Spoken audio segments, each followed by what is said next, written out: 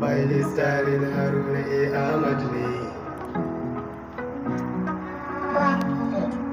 Gari da gari nake neman mace irin ki ban samu ba, yi farin gani Allah ya nuna nake matar aure na.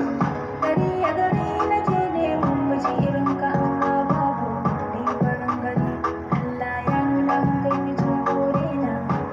Soyayya Ta kama ni, soyayya ta kama ni. alhamdulillah Allah ina godiya sosai, na gode daga nuna min irin macen da nake so kwarai na rude.